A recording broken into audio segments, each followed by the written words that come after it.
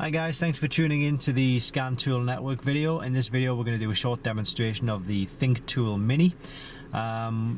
It's just sheer coincidence that we are in a Mini, but the tool is called Thinktool Mini, and we have an airbag light on the dashboard there, so we're going to use this tool to diagnose and reset this fault.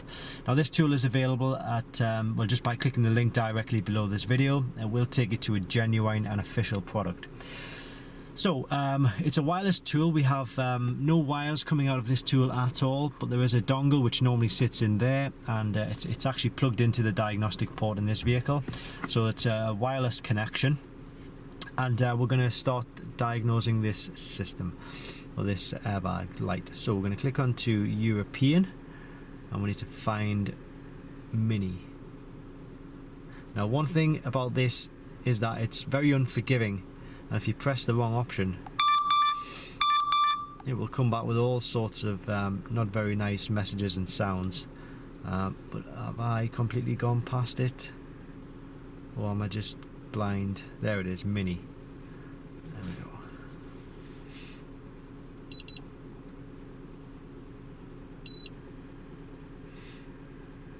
So I'm expecting no problems here, because we have already diagnosed this airbag fault, in fact. So we'll just show you what the fault that we were getting. So we're going to go to automatically search, and what this will do is automatically find the vehicle. It just saves us from putting in the information. So we can go to system selection, so you can either do a system scan, which scans the whole vehicle, or you can do select your own system, which saves a bit of time really. It's supposed to save a bit of time.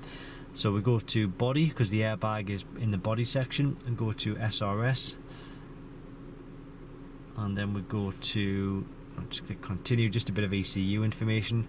Read fault code, so it's giving us two fault codes here, 93097C and 93097C4.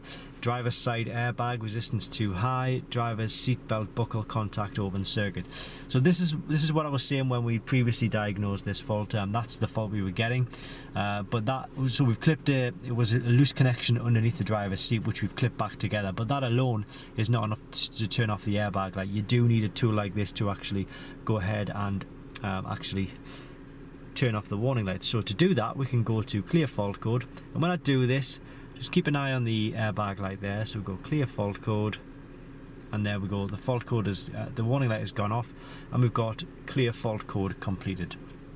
I'm sorry if the glare isn't very good. The sun is coming in here, so we'll try and adjust this. There we go.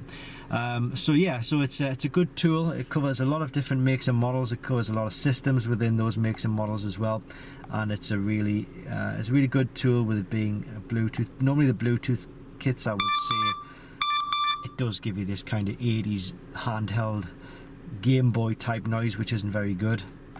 But yeah, I'm quite impressed with the tool overall. So yeah, I'm going to put the links to this kit in the description below. As I say, fakes and clones do exist. They can cause you damage to your vehicle, so just make sure you're getting the genuine product. It's a really good handheld tool. Again, the glare on the screen isn't doing any favors, but it's really easy to hold and just sort of toggle through the menus on the screen there. So thanks for watching, and I hope this helps.